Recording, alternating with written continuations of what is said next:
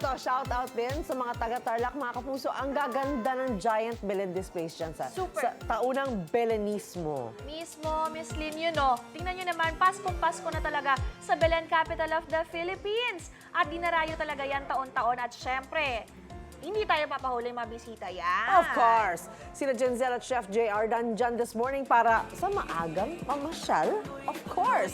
At maki-food trip. Hi guys! Gano'n ba karaming Belen ang makikita natin dyan?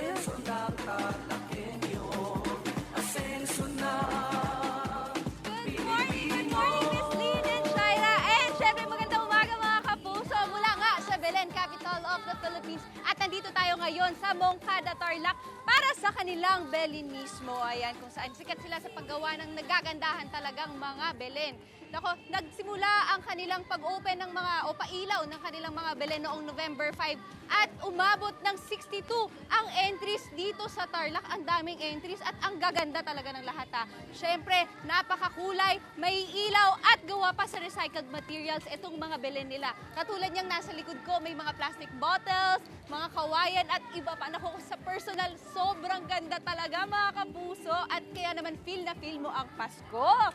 At syempre, speaking of Pasko celebration, hindi mawawala ang kainan. Syempre, ano bang meron dyan, Chef? Yan ang pinakagusto ko dyan eh. Yes, Oo. Jancel. Grabe, ang gaganda ng mga Belen na pinakita nyo at syempre yung energy ng ating mga dancers. At isa nga sa dinayo natin dito sa Moncada ay yung isa sa pinagmamalaki nilang pagkain, ang tinatawag nilang bagis. Kasama natin si Ma'am Evangeline Fernando. Ma'am G, ano ba yung bagis? Ang bagis po is isang official main dish ng Tarlac na halos gawa ng mga Kapampangan dahil Kapampangan ng Tarlac. Pero parang pinaghalo na rin siya ng kilawin or yung gawa siya sa baka or pwede rin sa kalabaw. Ayan, sige nga ma'am, pakita nyo sa amin kung paano kasimple or gaano kasimple ang bagis na Yes, pinagmamalaki ng mga Tarlakenyo. Sige ma'am. Ano na So po magigisa natin lang po tayo ng Magigisa lang sibuyas. tayo ng sibuyas. Okay. Siyempre, mainit na dapat yung pan natin Yes dyan, ma'am. po. Ano? Sunod natin yung bawang. Bawang, okay. Yan. Ay, love ko si ma'am. Ganyan din ako karami gumamit ng bawang, ma'am. Yes po. Ayan. So, gisa lang talaga siya, no? Yes po, antayin lang natin ng mag-brown ng konti yung bawang. Then, isunod po natin yung ating main ingredients, yung Ating baka, ground beef. Sabi niyo, ma'am, kadalasan sa ibang lugar dito ginagamit is cara beef. Yes po, pwede Or- rin po. Minsan yung iba ginagamit nila is cara beef na parang kilawin siya. Pero Opo. para po maipakita natin na pwede rin yung beef, na ground beef na Para mas accessible po. No? Yung kagaya ng mga kapuso natin sa iba't ibang lugar na wala masyadong access sa cara beef, eh at least eto may substitute sila, ika nga. Ano pang palasa natin dyan, ma'am? Anong panimpla natin? actually ito munang para Laurel. kahit papano matanggal yung lansa Oo. or yung amoy. Okay. Then isunod po natin yung patis. Patis. Okay, Kaya lang ayun. muna natin siya ng konti para... Tapos ito yung sinasabi natin, ma'am, na medyo may influence ng Kapampangan, ano? Opo, yung pinagsamang lemon at saka suka, chef. O, paminta. Tapos itong vinegar natin, ma'am. Yes po. Lalagay na rin po natin yung ating vinegar. Tsaka yung Yung lemon. lemon or calamansi, pwede rin pong gamitin, Yes ma'am, no? po. Okay. So mga more or less, gaano po ito katagal aabutin, ma'am? More or less, mga 15 minutes, okay na. Ito Okay. na, mas madali pong Eto, ma'am. Lalagay na rin ba natin tong sili? hayaan lang po natin ng konti na at least 5 minutes na i-simmer para yung lasa is kumapit. Yan. So after Then, 5 minutes, yes lalagay po. na natin yung sili. Ano to, ma'am? sili. Yung depende na lang din sa kanila, ano? Yes po, kung gaano karami, gaano gaano kaanghang. Okay. Gusto nila. So after mga yun nga, sabi ni Ma'am G, Opo, mga hayaan 15 lang po natin minutes. mag-absorb.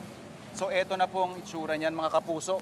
Mukhang sisig din siya, ma'am, ano? Yes po, halos nahawig po siya sa sisig. Ang difference lang yung inihaw, yung sa sisig. Kahit ma'am, titikman Yes. ko na po, ha. Gusto ko yung balance nung ala, tapos may bahid ng asim, tapos syempre yung kick ng anghang. Official dish ng Tarlac, bagis, mga kapuso. At syempre, bukod sa kanilang pinagmamalaki, Ma'am G, maraming salamat. Yes po, thank you, Chef. Meron pa silang iba't ibang offerings dito. Iba't ibang produkto galing sa iba't ibang lugar, kagaya ng mga fruit wines natin, merong ice cream mote. Oo, ang sarap niya na parang gusto ko niya. Oo. Chef, meron sila mga kalamansi. Ayan. At ang dami pang iba. Panutsya. O, di ba? Chef, may mga suka.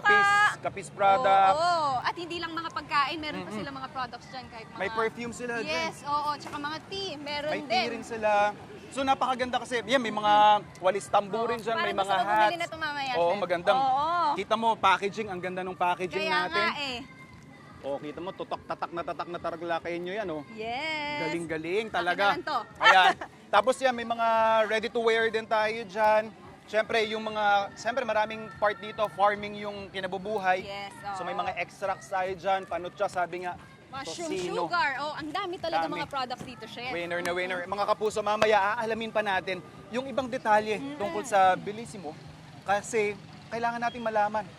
Ang ganda ng energy dito. Yes, ang oo. sarap nung feel. Pasko na talaga, Chef. Oo, kaya naman tutok na kayo dito sa inyong pambansang morning show kung saan laging una ka. Unang hirit! Kinuha na to.